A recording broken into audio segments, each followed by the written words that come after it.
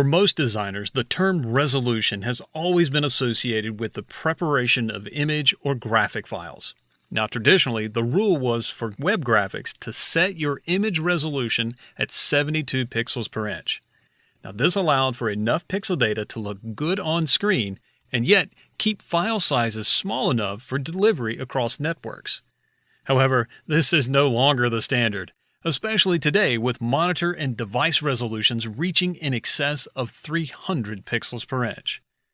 So how do you as a web designer decide what resolution to use for your graphics? Well, it's simple. You don't. Instead, focus on the pixel dimensions of your images and graphics. By calculating the physical size of your content, you can control how it will look on screen. Let's take a look at an example I have here that should help explain the relationship between pixel dimensions and device resolution. What you're seeing on screen now represents what Adobe considers to be a web minimum screen size. That purple box measures 1024 pixels by 768 pixels tall. And the red box inside of that is a 150 pixel square graphic. So this would be a more traditional monitor size, maybe a few years back. Now monitors are much higher resolution than this, so they might get a little larger. But the idea is the same. We have a red box graphic and it's sitting on a computer monitor. So if I display the same graphic on a smartphone, which has a much smaller screen size, it should get larger, right? Well, let's just see. If I come over here to the right, I have some layers here, and I have one for my iPhone 6. I'm just going to turn that layer on. Now you can see that the graphic did not change in size, but the purple box did. And notice that these are the dimensions for the iPhone 6. And now the red box is, well, it appears to be much smaller on the screen. Now I'm going to switch them back so you can compare. So here is the more traditional monitor size of 1024 by 768. And here is the iPhone. Even though the size of the red box did not change, that's still 150 pixels, it appears to take up a lot less space on the device. Well, let's see what this looks like on, let's say, another device, a tablet device. Let's look at an iPad Retina display.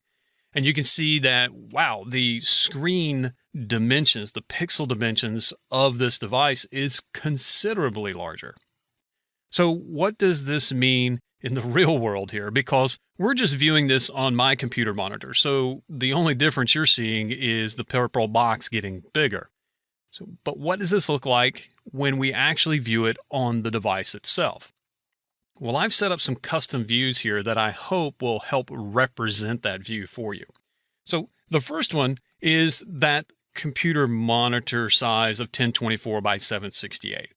So based on my zoom percentage here and measuring on screen, this is approximately a 17-inch monitor dimensions, and that's measured diagonally from corner to corner. And we can see that the red box in the center there, well, it takes up a nice little bit of space. But what happens when we view that on an iPhone at the actual size? Well, let's just see here. The iPhone is considerably smaller. The viewport on that is much larger pixel dimension-wise, but the physical size of that device is considerably smaller. So even though there are more pixels, because the device is smaller, the resolution of this device is much higher. And that simply means that the pixels are smaller. They have to be smaller to fit all of them in this smaller space. So even though my red box is still 150 pixels square, because those pixels are so much smaller than the monitor size, it appears smaller on screen. Now, this is only compounded when we go to the iPad Retina display.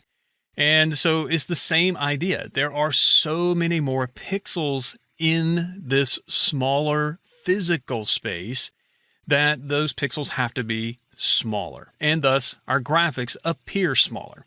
So once again, the original monitor size, the iPhone, which is a much smaller screen, and then the iPad Retina. So what's the takeaway here?